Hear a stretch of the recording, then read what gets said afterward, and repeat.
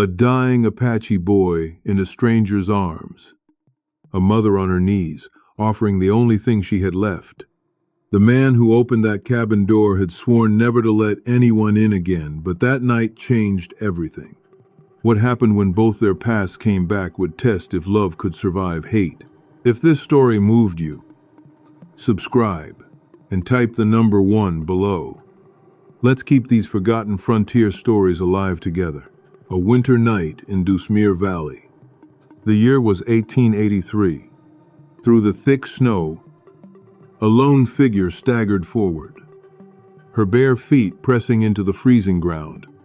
In her arms, she held a young Apache boy, maybe 5 years old. His body was burning with fever, his breath so faint it seemed ready to vanish. She had no idea how far she'd walk. All she knew was that if she stopped, the child would die. A dim light flickering from a cabin at the end of the valley became her final hope.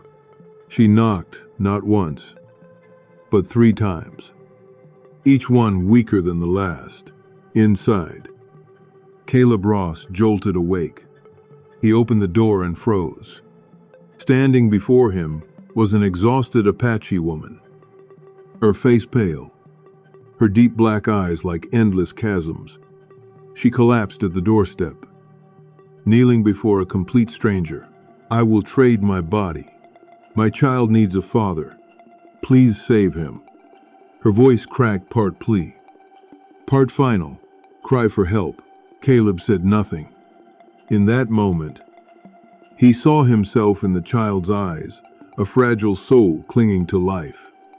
And even though he'd sworn never to let anyone into his world again, his arms reached out, lifting the boy and helping the mother to her feet. The cabin door closed behind them, not just to keep out the cold wind, but to shut away the past. He had no idea what would come next. All he knew was that tonight, perhaps his life had just taken a different turn. Inside the small cabin, the warmth from the fireplace slowly began to push back, the biting cold that gnawed at the bones. The child was laid down on a wooden bed near the fire, a thick blanket pulled up to his neck. Caleb sat beside him, every so often placing his calloused hand on the boy's forehead. Burning hot, a high fever. Each weak breath from the boy dragged Caleb back to a memory he'd buried deep his own little daughter. Once lying on this very same bed, burning with fever and never waking up, the Apache woman sat silently in the corner of the room, her dark eyes fixed on her son, as if afraid that looking away would make him vanish. No words were exchanged. Outside, the wind howled like a mourning cry, while inside, the air was thick with silence and the tension of 2 worlds that had just collided. One man who'd lost everything, and one mother desperate to escape her own personal hell. As the night wore on, Caleb changed the cold cloth one last time. The boy let out a faint whimper, such a small sound, but it brought both adults to a halt. The mother burst into tears. Caleb looked up at her, not with the gaze of a stranger, but with the eyes of someone who knew too well the terror of losing someone you love. The next morning, snow still blanketed the world outside, but inside the cabin, a new rhythm of life had begun. The woman, whose name was Nayeli, rose early to light the fire and made a thin soup, using what little dried food remained. She scrubbed the wooden floor and patched the torn curtain, not out of gratitude, but because her heart wouldn't allow her to sit still when the man before her had saved her son's life. Caleb didn't stop her. He simply watched in silence, keeping his distance, but each small gesture, the way she bowed her head slightly as she handed him a bowl of soup, the way she whispered lullabies in Apache as she rocked her son to sleep, each of those began to slip past the hardened shell he'd built around his heart for so many years. On the second day, the boy opened his eyes fully. He looked around, dazed, then stopped at Caleb and let out a soft, clumsy sound, half a call, half a breath. Caleb froze, feeling as if time itself had stopped. That sound, so achingly close to the way his daughter once said "Pa" before leaving this world, cracked something deep inside him. From that moment on, the cabin was no longer just a place of shelter. It became a quiet space where two souls, two griefs, two paths that never should have crossed began to orbit around a fragile little life that was slowly coming back. No words were needed. No promises spoken, only the breath of the child, the crackling of fire, and an invisible thread slowly weaving itself between two hearts that had once been shattered. A week had passed since that fateful snowy night. The boy was healthy now, running around the cabin with a sparkle in his eyes and laughter that danced in the firelight, a sound Caleb hadn't heard in what felt like a lifetime. Nayli was still there, quietly, tending to everything, as if this place had always been her home. They spoke no words about the future and never named the strange bond that was slowly forming between them. But they both knew something had changed forever. One cold, gray afternoon, as Caleb was chopping firewood on the porch, the sound of hooves shattered the stillness. He looked up, and his heart clenched. Riding toward the cabin was Clara, the woman who'd once been his wife, the one who left after their daughter died. Her face was unchanged, composed, distant, and stirring up memories he tried for years to bury. "I heard you were living out here alone," Clara said, her eyes drifting toward the half-open door. "We could start over, if you want to." The offer felt like a blade pressed to a wound that had never healed. Caleb said nothing. In that moment, he realized his heart was no longer hollow, like it had been the day Clara walked away. There was a new rhythm, now fragile, but real, beating every time he heard the laughter of the child inside. Clara turned her horse and left, knowing there was no longer a place for her. But she hadn't yet vanished beyond the trees when another figure appeared, not a ghost from Caleb's past, but from Nayeli's blood-stained history. A group of 3 Apache men emerged at the edge of the woods. Leading them was Toma, a towering man with fire in his eyes, the man Nayeli once trusted and the one who betrayed her.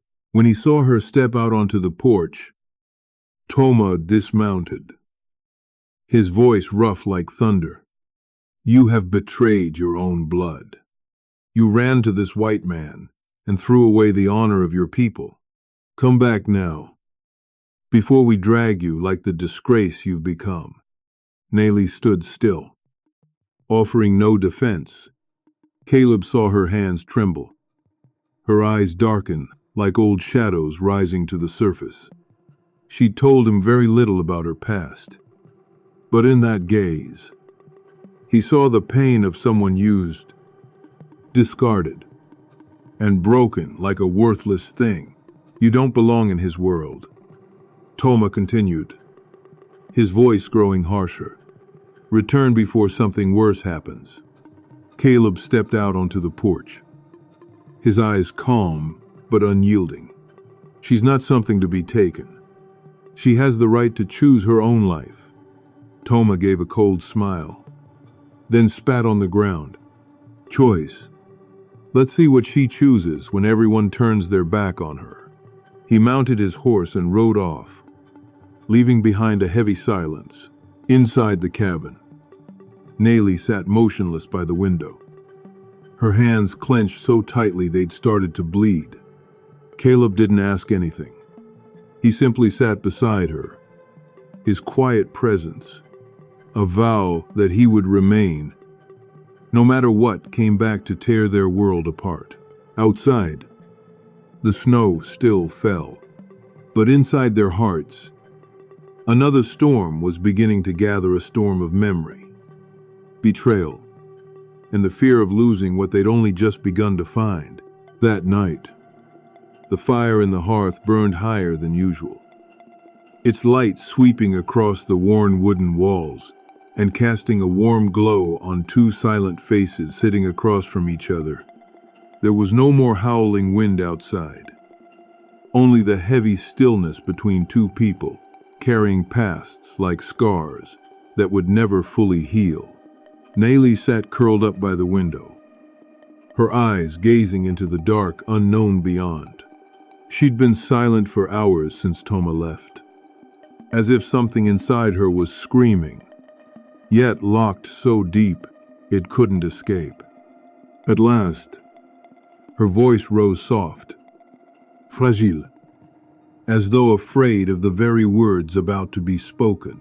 "I once trusted him," she said, not looking at Caleb. "I believed Toma would protect me, but I was only a tool in his hands. When I carried his child, he turned his back. He said the baby was a burden, that a woman like me didn't deserve to be loved." Caleb was still. Her story wasn't unfamiliar. He too had heard something similar from the woman he once loved. "You're not the only one who was left behind," Caleb said, his voice rough. "My wife walked away when our daughter died. She wasn't even 5 years old. I held her in my arms until her last breath, and then the woman I thought would stay with me until the end of my days vanished from my life like she'd never been there at all." They looked at each other, no longer with the cautious eyes of strangers, but with the gaze of two souls who just exposed their deepest wounds. The room seemed to draw closer around them, and the warmth didn't come only from the fire, but from the deep understanding slowly spreading between them. In the nights that followed, they spoke more about what they'd lost, about dreams that had shattered, about fears they'd never dared to name. Nellie shared stories of her childhood among the tribe, of the dry seasons, and the harsh life on the frontier. Caleb spoke of the grassy fields where his daughter once played, of the house that fell into ruin after his wife left. Each story was a brick laid in a bridge between two worlds. And on the 7th night since their fateful meeting, as they sat together by the fire, the boy ran up, climbed onto Caleb's lap, and said his first clear word, "Pa." No one said anything, but Caleb's eyes filled with tears. He wrapped his arms around the child, then looked over at Nayeli. Her eyes had softened, her lips trembled. In that moment, they were no longer two strangers, thrown together by fate. They were a family unnamed, unspoken, but bound by a thread that could no longer be undone. Outside, the night sky was blanketed in stars, and for the first time in many years, Caleb didn't feel alone. "Thank you for being here." If this story brought back memories of dusty afternoons and the echo of hoofbeats in your heart, subscribe to my channel so each day we can sit together again. And I'll tell you another tale from the West. Winter still showed no signs of retreat. The winds from the northern mountains swept through in long, biting waves, bringing a bone-deep chill that covered Dusmere Valley. But Caleb's small wooden cabin was no longer just a place to shelter from the cold. It had become a true home, where three once lonely souls had found a reason to keep going. Each morning, Nellie rose early to stoke the fire and prepare breakfast. Caleb took the boy outside, teaching him how to feed the horses, how to split firewood, and how to listen to the wind to predict the weather. Every now and then, when he turned his head, he'd catch Nayeli standing by the window, smiling at the sight, an honest, gentle smile he hadn't seen in all the years spent living in the shadows. And so the days slipped by, one after another, and the fragile thread connecting them began to strengthen into something unbreakable. But there were things that couldn't stay hidden forever, the lingering glances that lasted a little too long. The touches that happened by accident and lingered just a moment more than they should have. Something had changed. Something warm and slow-burning, like glowing embers, waiting for a breeze to become fire. One night, a snowstorm came suddenly. The wind screamed through the cracks in the walls like the cry of a wild beast. The fire in the hearth burned high, casting a soft golden light that wrapped around the entire room. The boy was already fast asleep under a thick blanket, his breathing steady like the heartbeat of a small family. Caleb sat at the wooden table, his eyes settling on Nellie as she sewed by the fire. Her black hair fell over her strong shoulders, and her sun-kissed skin shimmered in the firelight, a vision so quietly powerful, so gentle and fierce at once, that he couldn't look away. "Big storm," Caleb said softly, as if trying not to disturb the peace. "Yes," Nellie replied, her voice just as quiet. "But it's warm in here." He was silent for a moment, then stood and pulled another blanket over the bed. "The bed's wider than you think," he said, looking straight at her. "Share it with me. Not because it's cold, but because from now on, we don't have to be alone anymore." For a moment, time seemed to stop. Nellie said nothing. She simply stood and walked slowly toward the bed. When she lay down beside him, the space between them melted away. They were no longer just two drifters seeking shelter from the winter. They were two hearts finally finding their way to one another. That night, they didn't share a bed out of necessity. They lay beside each other for something far deeper, a feeling that had grown beyond gratitude, beyond fear, into something neither of them had dared to name for years. And when Caleb gently took her hand in his, the fire in the hearth seemed to blaze brighter, just like the fire inside two hearts that had been frozen for far too long. A few weeks later, Nellie realized she was carrying new life. But instead of fear, her heart overflowed with hope. In that little wooden cabin, a family was coming together not out of blood or duty, but out of love and choice. Late-season snow continued to fall silently over Dusmere Valley, laying a blanket of white across the roof of the old cabin. Life had seemed finally settled until that morning, when the sound of hooves echoed once more along the same trail where Nellie had first appeared. But this time, it wasn't just 3 or 4 riders.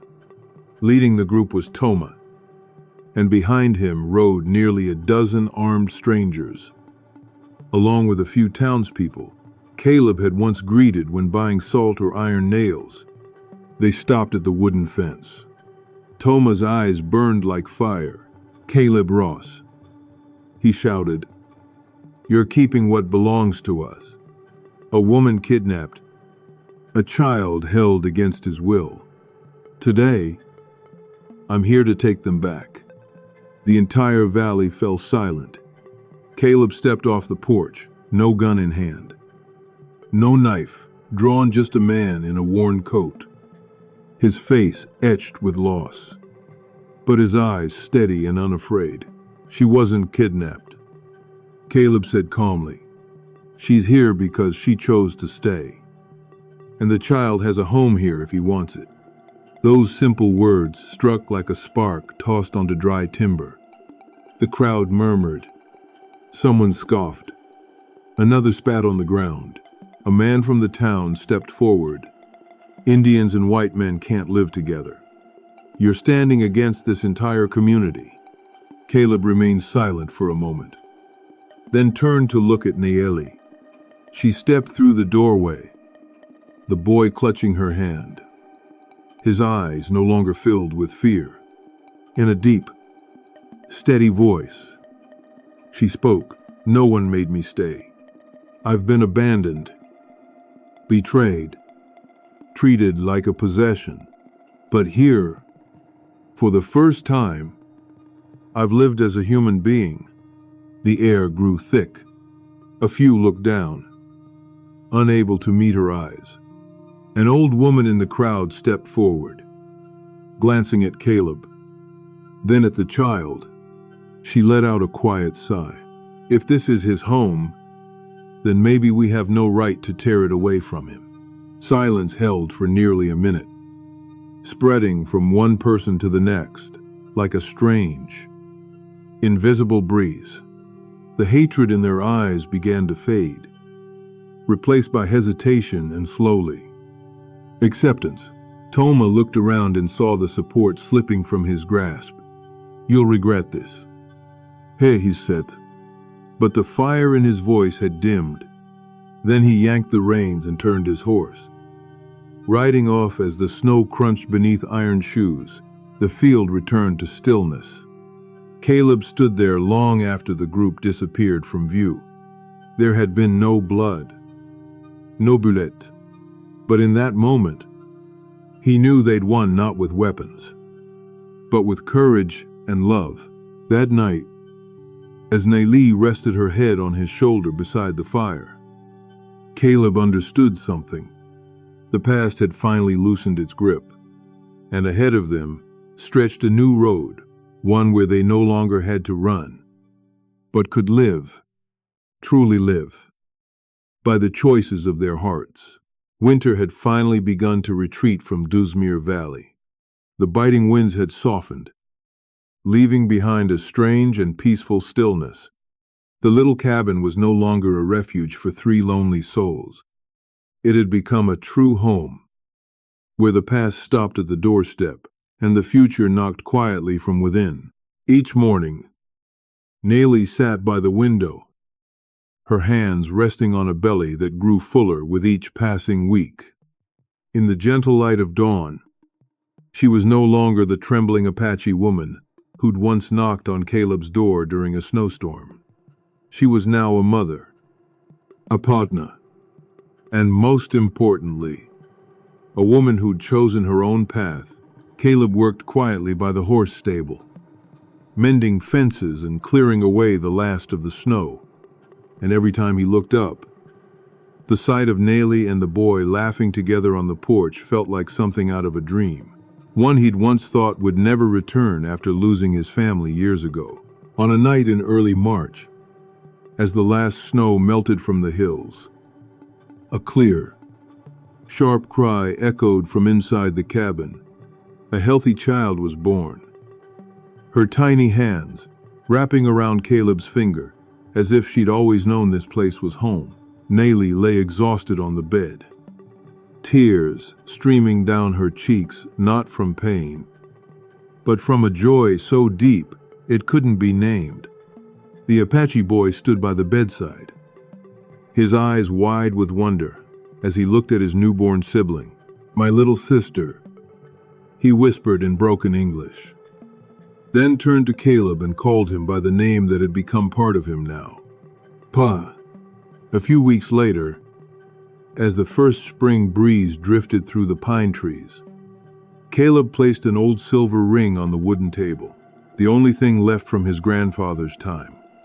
He knelt in front of Nelly, not with grand words, but with the most honest look a man could give the woman he loved. No ceremony could bind us more than what we've already lived through, he said quietly. But if you'll have me, I'd like to call you my wife. Nelly was silent for a moment, then slowly nodded. Her smile wasn't bright like fire. It was gentle, like the sun after a storm, the kind of light that only appears once someone has truly passed through the dark. A few days later, by a half-frozen stream, they held a small ceremony. No priest, no white dress, just a few neighbors, the boy holding the silver ring, and two people who'd once been strangers, now standing as a family. When Caleb placed the ring on Nelly's hand, the spring wind swept through the trees, carrying with it a silent blessing. From that moment on, they were no longer two worlds colliding.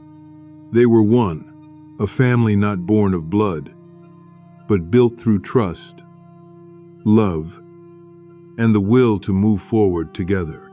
Spring came early that year in Duzmir Valley. The last ribbons of snow melted away, revealing the rich brown earth beneath the pines.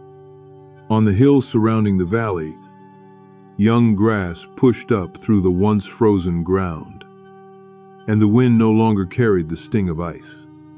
But the scent of life, for Caleb, it wasn't just another spring. It was the beginning of a life he never thought he'd live again. The little cabin that once sheltered a lonely man had changed completely. The wooden fence was rebuilt, stronger than before, and the horse stable now held a few newborn foals. Nayli had planted rows of fresh green vegetables by the porch, and the Apache boy ran laughing through the yard, chasing a little dog Caleb had brought home from town. In Nayli's arms, the newborn baby slept soundly, her breath as light as the spring wind drifting through the doorway. Each day, Caleb rose early and went out to the fields. He built a new storage shed and repaired the trail leading from the cabin to the stream. And each time he came home, what met his eyes was no longer cold wooden walls and silence, but a warm meal, soft eyes waiting for him, and the sound of small feet running to greet him at the door. One afternoon, as the sun dipped behind the mountains, the whole family sat together on the porch steps. The older boy cradled his baby sister, his face glowing in the golden twilight. Nayli leaned her head on Caleb's shoulder, her gaze fixed on the horizon painted in red, the very same horizon where they'd once stood alone, empty and lost. Now they stood there together. "I used to think my heart was dead," Caleb said softly, eyes still on the sunset. "I thought I'd live the rest of my life in silence and shadow, but it turns out it was just waiting for a warm enough hand to wake it up." Nayli took his hand and smiled. "And now we'll never let it fall asleep again." The spring wind swept gently through the valley, carrying the smell of fresh earth and the distant murmur of running water.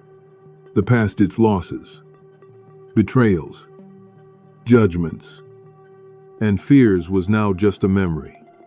What remained was the present, a simple home, a family held together by love and choice, and a future with something worth waking up for each day.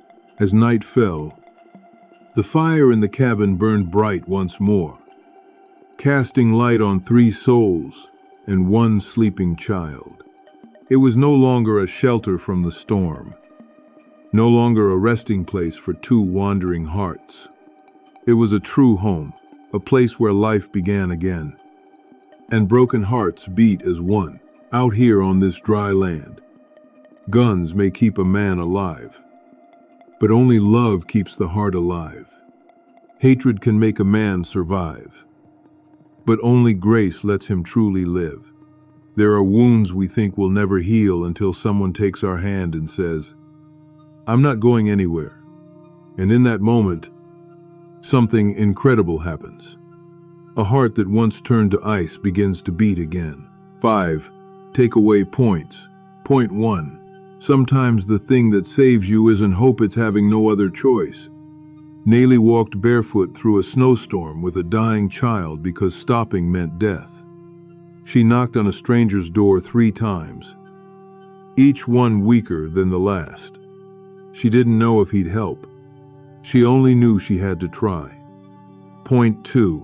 Grief doesn't disappear. It finds new places to live. When the Apache boy whispered his first sound toward Caleb, it was so close to the way his daughter once said "Pa," that it cracked something deep inside him. He'd sworn never to let anyone in again, but that fragile little voice pulled him back to life. Point 3. The past doesn't ask permission before it shows up. Caleb's ex-wife rode up one afternoon, offering to start over. Hours later, Toma arrived with 3 Apache men, demanding Naley return. 2 different worlds, 2 different ghosts. But Caleb's heart was no longer hollow.